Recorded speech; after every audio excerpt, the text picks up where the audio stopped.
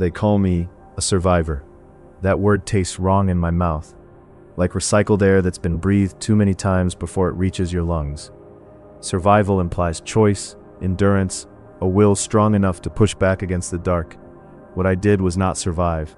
I remained. There is a difference, and the Imperium depends on people never learning it. I was born screaming into a HAB unit that shook every 8 minutes when the mass conveyors passed overhead. The walls sweated rust. The ceiling lights flickered, in a rhythm you could set your heartbeat to if you stayed long enough. My mother told me once, only once, that the first thing I reached for was the floor, not her. Even then, some instinct in me understood gravity was the only truth that never lied. Everything else could be rewritten.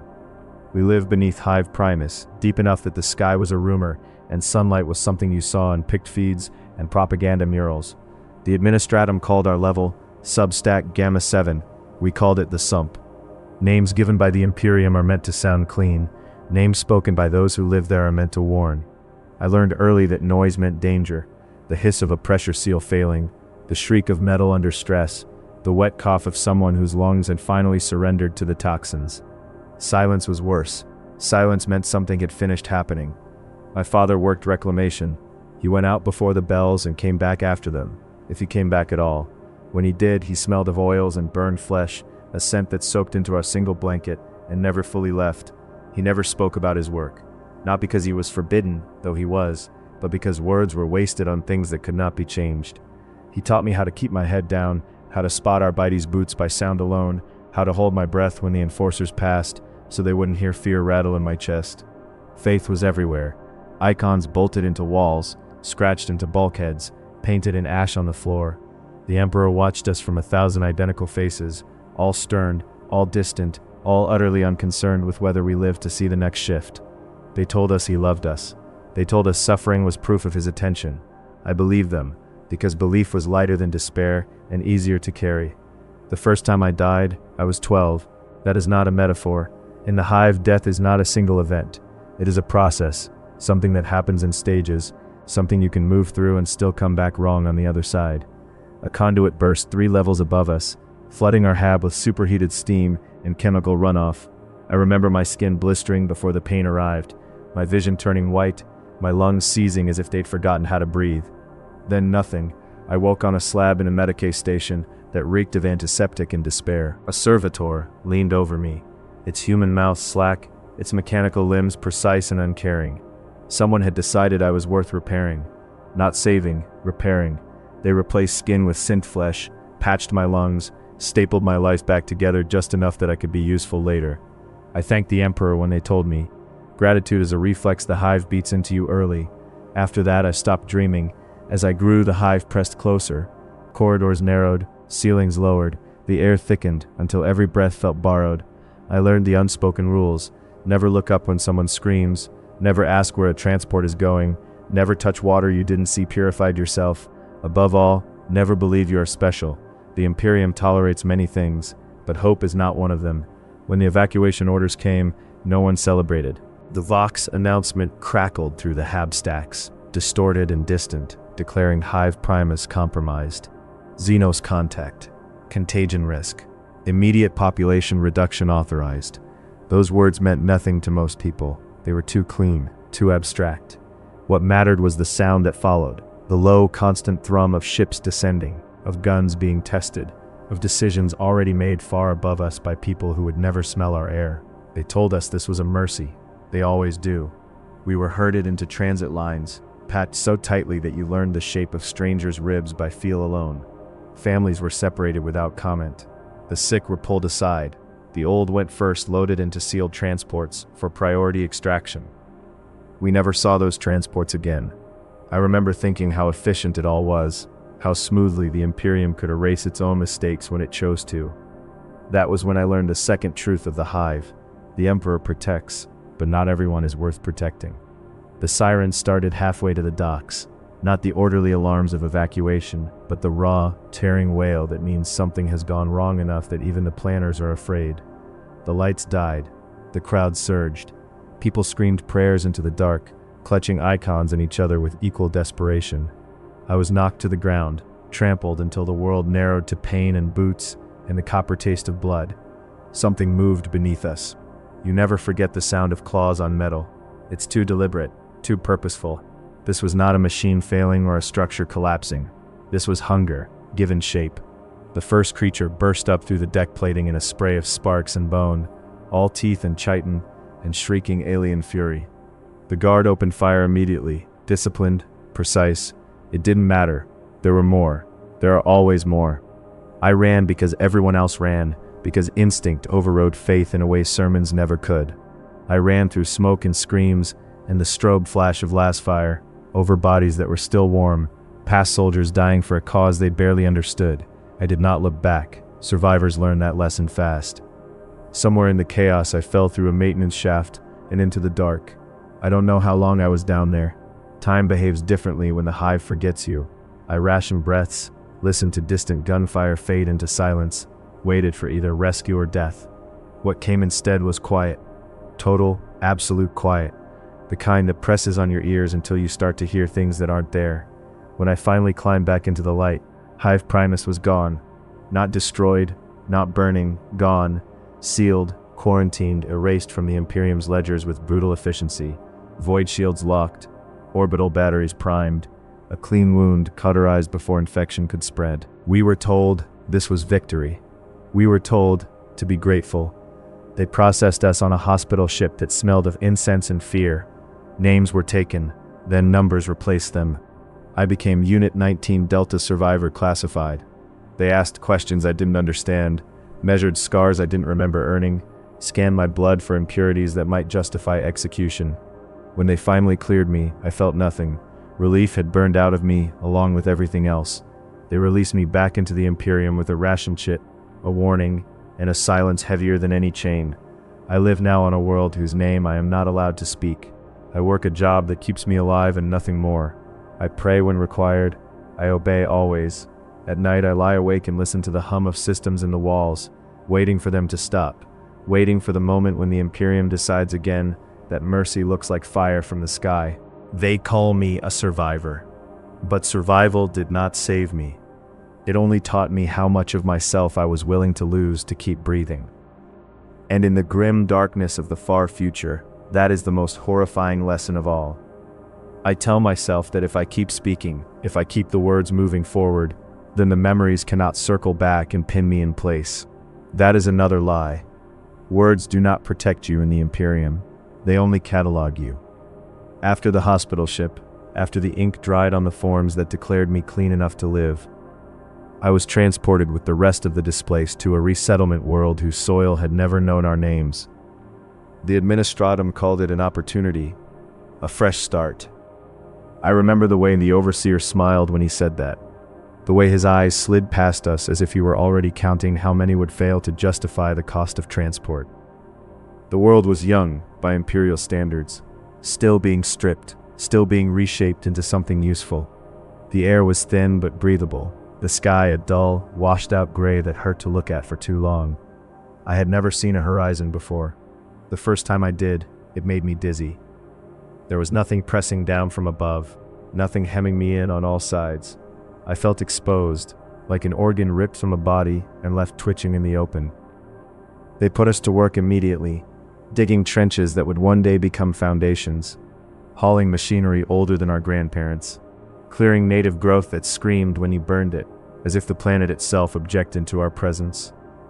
There were no hab blocks yet, only prefabricated shelters, and the promise that if we worked hard enough, long enough, something permanent would eventually be built around us. That promise carried many people through the first year. It didn't carry me. I had seen how promises ended when they became inconvenient. The nights were the worst.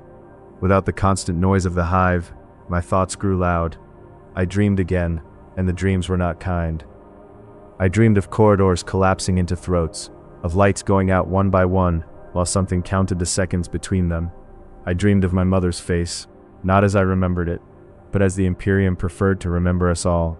Faceless, anonymous, useful only in aggregate. I learned quickly that survivors make others uncomfortable. We are reminders of failure, of plans that went wrong, of resources wasted.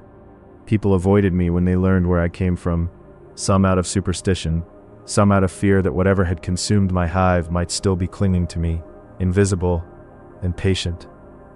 It was during a routine inspection that the commissar noticed me. He was walking the lines, coat immaculate, bolt pistol resting easily at his side. His presence bent the camp around him. Conversations died, backs straightened. When his gaze landed on me, it lingered a second too long. He asked my designation. I answered. He asked my origin. I hesitated, then told him. Hive Primus. Something flickered behind his eyes. Not pity, calculation. I was pulled from the work detail that afternoon and reassigned. Not promoted, never promoted. Reassigned to observation, to listening, to remembering. They called it debriefing. It lasted weeks, then months, then it stopped having an end date at all. I told my story so many times it stopped feeling like mine. Each retelling sanded it down further, stripping away emotion, nuance, anything that could not be neatly transcribed. They asked the same questions in different orders, looking for inconsistencies, for signs of contamination or heresy, or weakness that could justify a final solution. Sometimes they brought in others, survivors like me. We sat across from each other, strangers bound by shared erasure, and answered questions while robed figures watched from behind glass. I learned to read the moment when someone broke.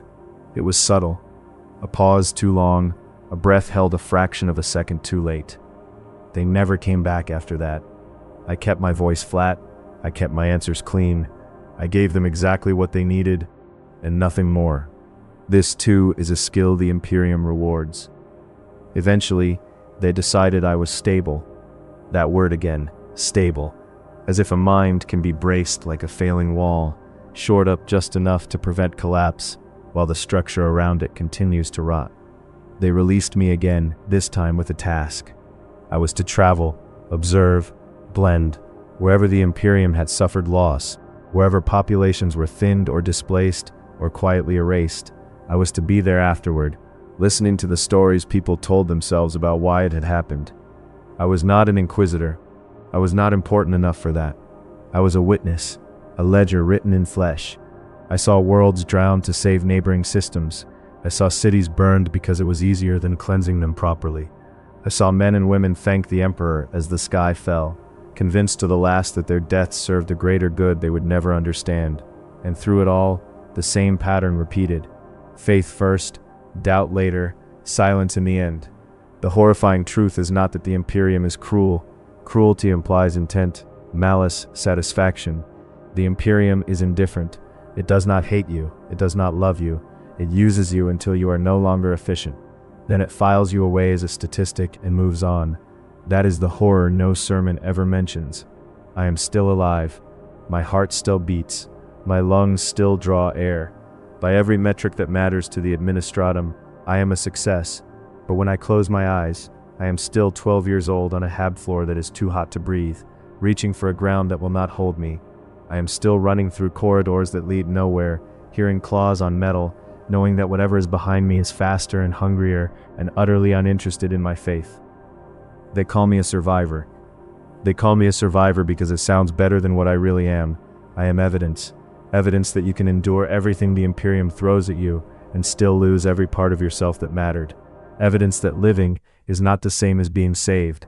Evidence that in the grim darkness of the far future, the most terrifying fate is not to die screaming, but to live long enough to understand exactly why you were allowed to live at all.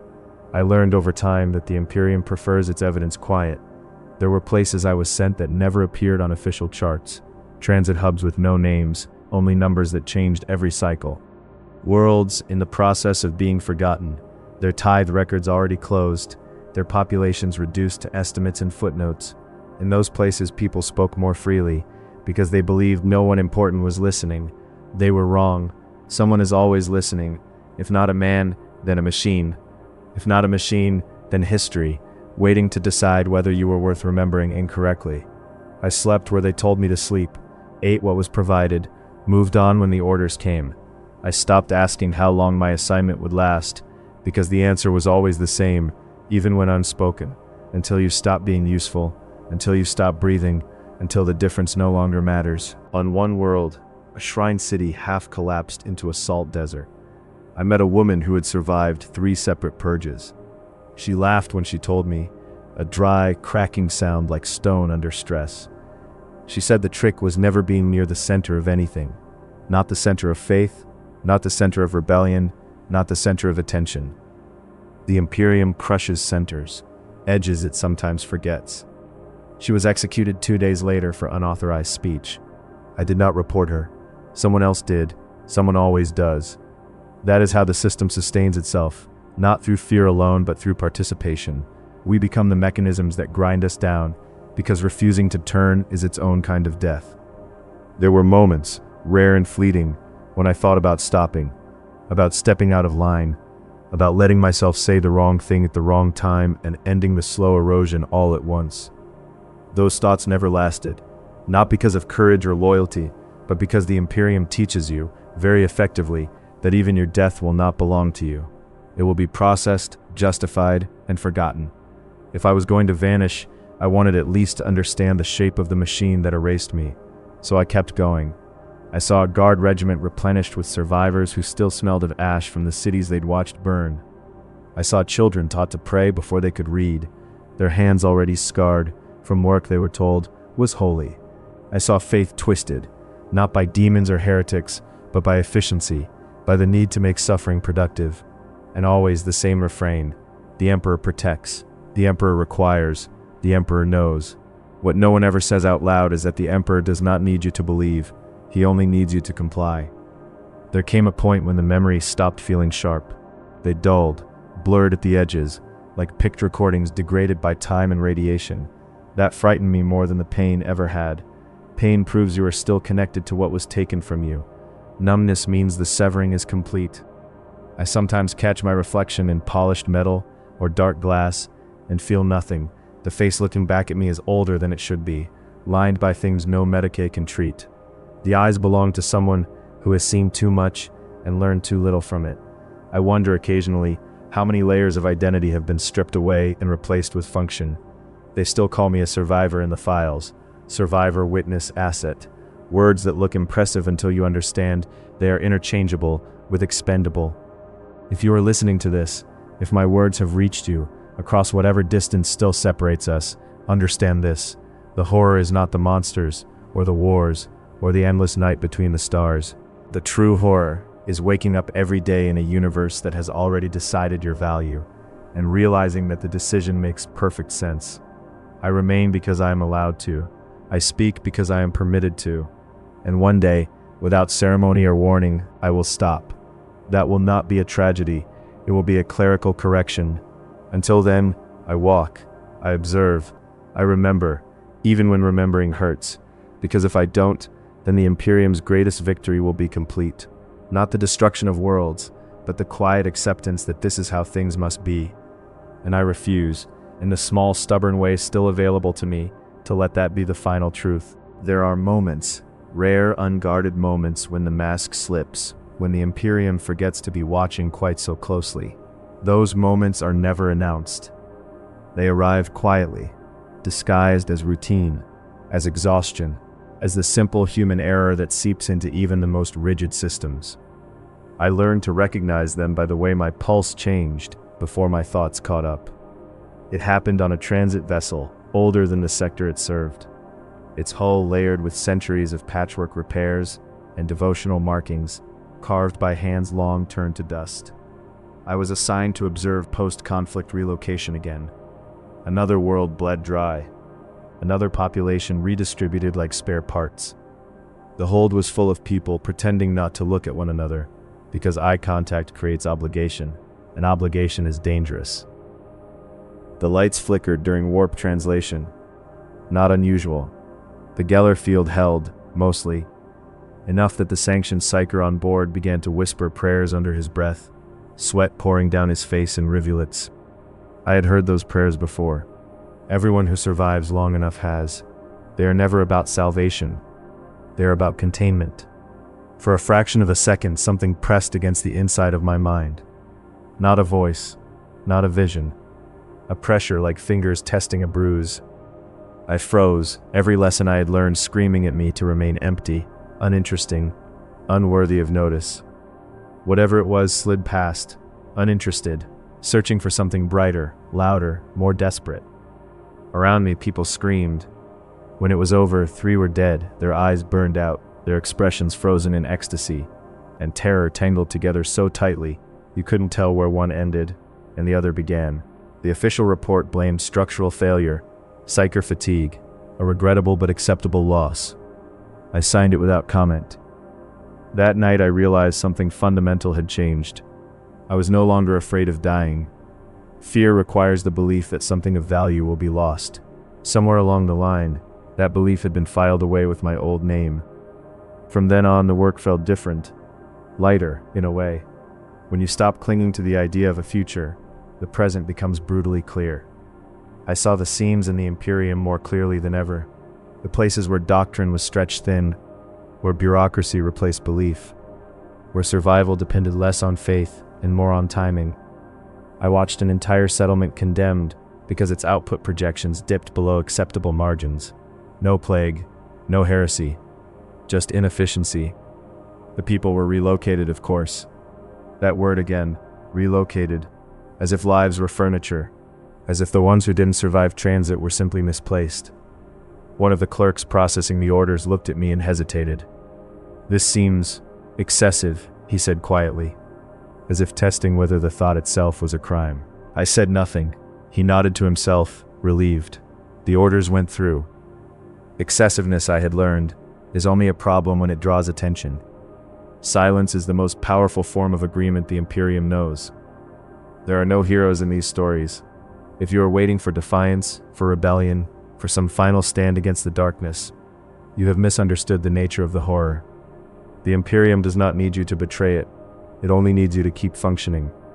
I still remember Hive Primus, not as it was, but as it felt. The weight of it, the certainty, the lie that order meant safety. That memory is the anchor I carry with me, heavy and unseen. It reminds me that what happened there was not an anomaly. It was a rehearsal. Sometimes when I am alone, I imagine what my life might have been if the hive had never fallen. I see myself aging into my assigned role, training the next generation to take my place, passing down the same cautions and compromises my father taught me. I imagine believing, truly believing that this was enough. That fantasy is more terrifying than any nightmare, because it means the Imperium wouldn't have had to break me at all. It could have let me live exactly as designed. I don't know how much longer I will be allowed to continue. Assets expire, witnesses fade, evidence degrades. One day a file will be marked complete, and a transport will take me somewhere with a clean sky and a shallow grave. When that happens, there will be no last words. No revelation, just another quiet subtraction from the ledger. Until then, I speak. Not because I think it will change anything, but because silence is what the Imperium expects from its survivors. And for as long as I am still breathing, that is one expectation I can deny. There is a point after enough years have passed when even the Imperium begins to forget why you were kept alive. I noticed it in small ways first. Delays in my orders, names misspelled on transit authorizations, a junior functionary asking me what department I belonged to, then frowning when my answer didn't fit neatly into any of the categories he had been trained to recognize. Bureaucracy is a living thing. When it hesitates around you, it means you are drifting toward a kind of invisibility more dangerous than scrutiny.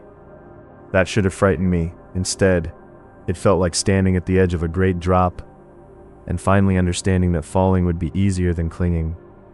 On an orbital station above a mining world stripped down to bedrock, I was assigned quarters meant for someone else. The door seals were damaged. The lumen flickered constantly, never fully dark, never fully bright. I lay on the narrow bunk and listened to the station breathe, a slow mechanical rhythm not unlike the hive of my childhood. For the first time in years, I felt almost calm. It was there that I met the boy. He couldn't have been more than 10 standard years old, thin even by Imperial standards, his uniform hanging off him like a punishment. He worked sanitation, clearing waste from areas important people pretended not to soil. He froze when he saw me, eyes wide, waiting for a reprimand that never came.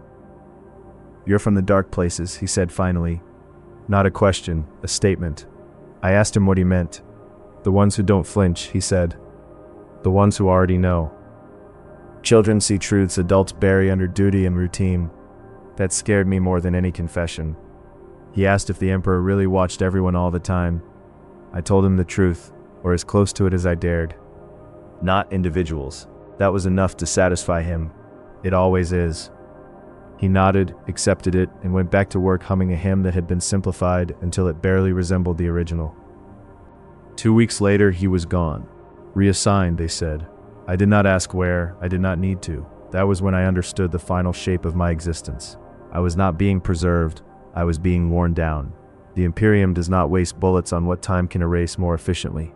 It lets you watch, lets you remember, lets the accumulation of small, sanctioned horrors grind away whatever resistance you might have had, until compliance feels indistinguishable from peace. If you are expecting this story to end with revelation, with some great secret uncovered, or forbidden truth revealed, you will be disappointed. The Imperium's darkest truths are not hidden. They are displayed openly, every day, in the way lives are measured and discarded. The horror is not ignorance, it is familiarity. I am older now than my father ever was. I have outlived my mother, my hive, my assigned purpose. That was never part of the plan. Sometimes I wonder if that, more than anything else, is my true transgression. My body carries marks no scanner ever flagged as significant. Scar tissue, synthetic grafts, microfractures that ache when the station gravity fluctuates. My mind carries worse. Names without faces, faces without names. Worlds that only exist now in after-action reports and censored sermons. I have learned how the Imperium ends most lives. Not with fire or claws or screaming skies, but with paperwork. With quiet decisions made in rooms far away by people who will never feel the consequences. I have learned that survival is not rewarded. It is exploited. And still, I wake up. Still I breathe. Still I observe. Not because I believe it will matter, but because somewhere, in the vast grinding machinery of this decaying empire, there is always another survivor just beginning to understand what that word truly means. Someone standing in the wreckage, being told they are lucky, being handed a new designation and a smaller life. If my voice reaches them, even distorted, even fragmented, then perhaps they will know this much. You are not broken, you are not chosen, you are not special, you are simply still here. And in the Imperium of man, that is both the greatest mercy and the cruelest punishment ever devised. There are days when I almost forget what it felt like to be afraid. Not the sharp fear of immediate death, that never truly leaves you, but the softer kind, the kind that comes from believing your life has a direction, that tomorrow might be meaningfully different from today. That fear fades first. It is replaced by routine, by acceptance, by the slow internal alignment with a system that rewards endurance over hope. I began to notice how often people around me use the word necessary. Necessary losses, necessary purges, necessary delays in aid, necessary suffering. The word is a solvent. It dissolves responsibility. Once something is necessary, no one is to blame. I was present on a world where the population had risen too quickly for its tithe classification. Food shortages followed, civil unrest followed that. The solution was elegant in its simplicity. The tithe was increased. The unrest resolved itself within a month.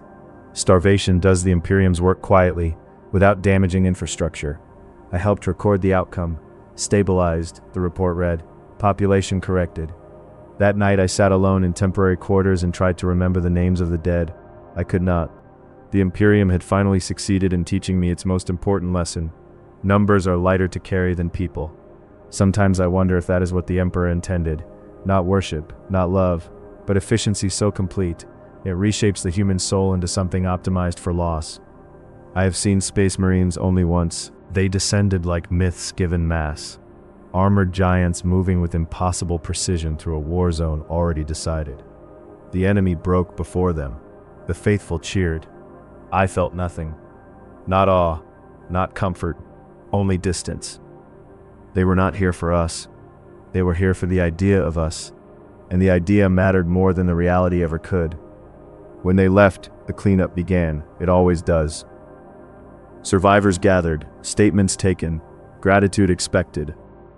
The dead were counted, sorted, and fed into the appropriate rites. The living were told to rebuild.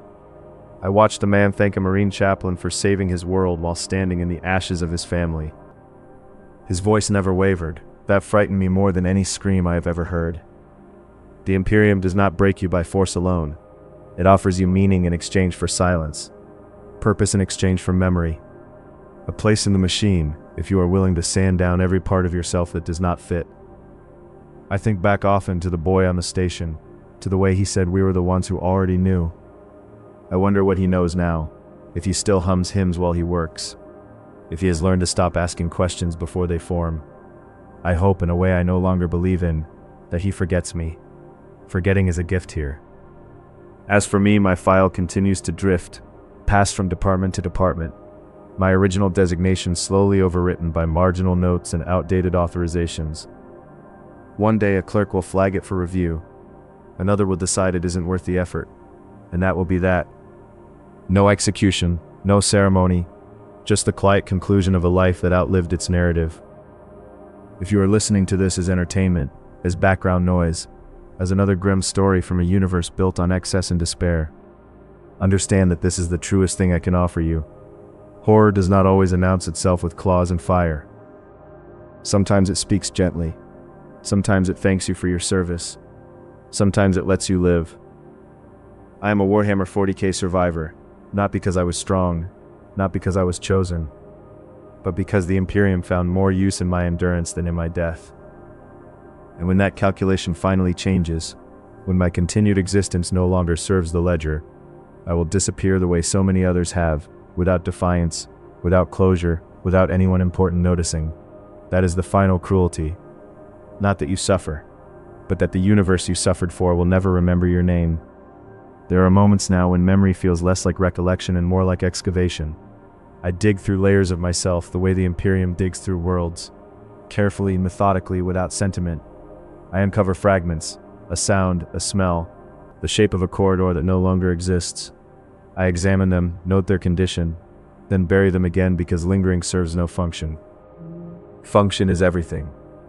I was stationed briefly on a shrine world whose surface had been paved over so completely that not a grain of its original soil remained. Pilgrims arrived by the millions, shuffling through prescribed routes, their devotion timed and regulated so it would not interfere with tithe processing. They wept when they saw the great reliquary at the heart of the capital, a colossal monument to sacrifice whose true contents had been replaced centuries ago, with a replica to preserve the original from damage. No one knew, no one needed to. I watched people press their foreheads to cold stone, begging for miracles that had already been denied before the request was ever spoken. I watched priests reassure them that suffering was proof of worth, that endurance was reward enough. I wondered how many of those pilgrims would leave the world alive, and how many would simply stay, absorbed into the maintenance crews, the menial orders, the unrecorded labor that kept the illusion intact. Faith, I learned, is not about truth, it is about continuity. At times I catch myself repeating the same phrases I once resented. The Emperor protects, all according to plan, necessary losses. They slip out unbidden, linguistic scars that never fully healed. I hate myself for it briefly. Then I let it go. Hatred, like hope, is inefficient if prolonged. The Imperium does not demand enthusiasm, only consistency. I was present during a compliance action that never officially happened. No banners, no declarations, just a sudden change in orbital traffic and a quiet lockdown of all outbound communication. By the time the shooting started, the outcome had already been entered into the archives. Victory does not require witnesses, only confirmation. I remember standing in a hab corridor, last fire echoing somewhere far away, watching a man try to decide whether to open his door. His children were crying behind him. He looked at me, searching my face for guidance, for some sign that I knew what the right choice was. I did not move. He closed the door. It bought him 12 minutes.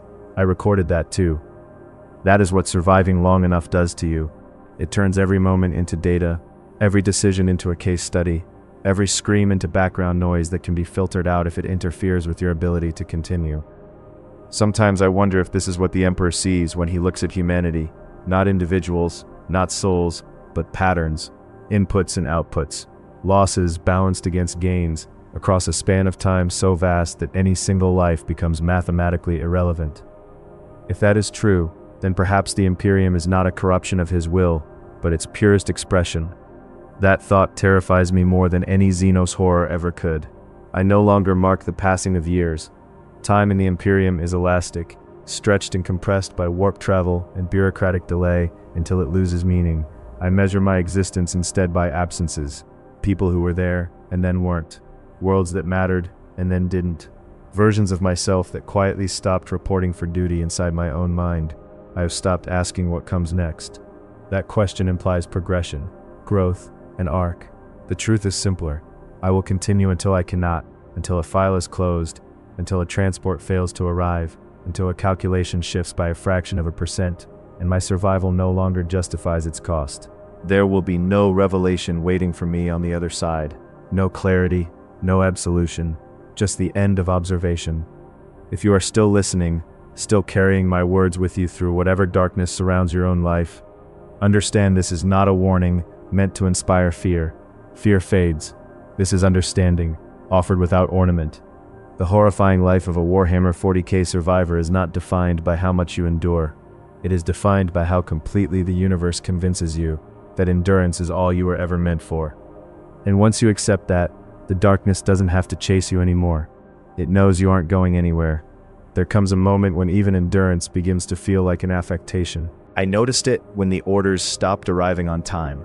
When weeks stretched into months without reassignment, without instruction, without purpose clearly defined.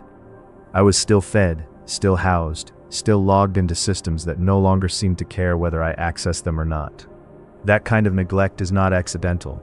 It is the prelude. I was stationed on a way station that existed solely to redirect traffic. Cargo, troops, refugees, all reduced to vectors and tonnage. No one stayed longer than necessary. No one was meant to, except me. I watched the same crews cycle through, watched faces blur together until individuality became an inconvenience. I learned their habits. When they slept, when they lied, when they prayed, I began to realize I was being studied less and tested more. How long would I continue without supervision? How little acknowledgement was required to keep me functional? At what point would I become self-sustaining, a ghost that required no attention at all? The answer, it turns out, is longer than most. I filled the silence with routine, maintenance checks, observation logs no one requested, memory audits conducted for no audience but myself. I spoke less. When you stop speaking, people stop asking questions. When people stop asking questions, you become easier to forget. That is how survivors finally die in the Imperium. Not violently, administratively. There was an incident on the station. There is always an incident eventually. A cargo mishandling, a containment failure, alarms that did not trigger fast enough to matter. By the time response teams arrived, most of the damage had already resolved itself in the only way it ever does. I stood at the edge of the sealed section and watched the purge cycle engage. Fire and pressure did what they were designed to do. I felt no satisfaction, no sorrow, only recognition. This was a familiar shape of ending. A junior officer stood beside me, pale, shaking, trying to reconcile what he had just witnessed with the doctrines he had memorized. He asked me if it ever gets easier. I considered lying. Lies are sometimes merciful. It gets quieter, I said instead. He nodded as if that helped. Later alone, I wondered when the last time had been that I felt anger. True anger, not irritation or fatigue, but the hot, reckless kind that demands something change. I could not remember. Anger requires the belief that the world might respond. I had long since unlearned that reflex.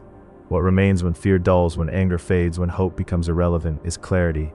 I see the Imperium now as it truly is, not a monolith, not a monster, but a momentum, a force too vast to care about direction, only continuation. It does not move toward good or evil. It moves toward survival, defined on a scale where individual lives are statistical noise. In that sense, I understand it. If this is the last segment of my voice that reaches anyone beyond myself, let it stand as this. Surviving the grim darkness is not about strength. It is not about faith. It is about adaptability so complete that even your despair learns to conserve energy. I will keep breathing until instructed otherwise. I will keep observing until there is nothing left to record. And when I am finally removed, by order, by neglect, or by simple entropy, I will not resist. Not because I agree, but because resistance requires belief in an outcome, and belief, like everything else the Imperium cannot efficiently use, was taken from me a very long time ago. I have learned to measure time differently now, not in cycles or rotations, not in days or standard years, but in the intervals between recognition and erasure. Each moment that passes without interruption, without notice, without demand is a small victory, but a hollow one.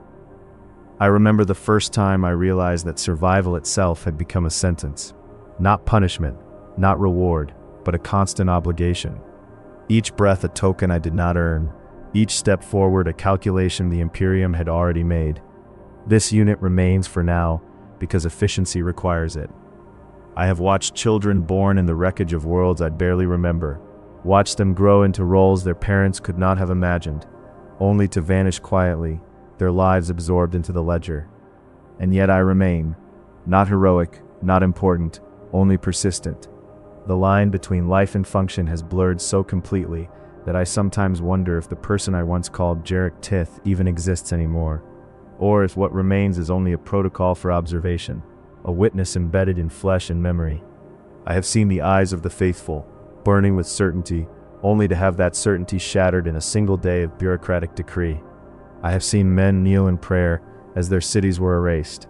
I have seen the weak and strong alike swallowed by procedure, consumed not by war, but by the quiet arithmetic of the Imperium, and I understood, finally, that the true horror is not the clawed Xenos, the scheming heretic, or the fires of civil collapse.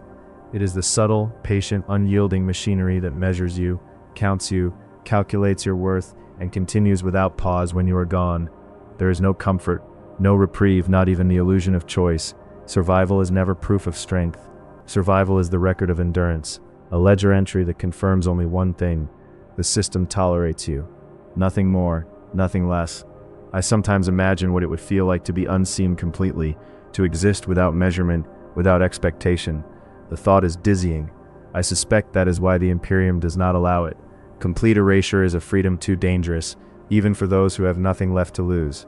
My reflection now is a stranger, lines etched by labor, by witness, by memories no one asked me to carry. My eyes are sharp, but for what? I see truth and falsehood indistinguishable. I hear prayers and screams alike, both absorbed into the same gray of the machinery that never stops. I speak when instructed, observe when required, exist when permitted, and yet, in the smallest, quietest corners of my mind, a voice remains. Not hope, not courage, only recognition. Recognition that all of this, the terror, the collapse, the endless procession of worlds lost and lives counted, is precisely as it was meant to be. The Imperium does not err, it does not miscalculate, it simply is. Witness to its patient perfection, endure. I am called a survivor. I am more accurately a ledger, a witness, a quiet reminder that living through the machinery of the Imperium leaves its mark in ways no ritual or prayer can erase.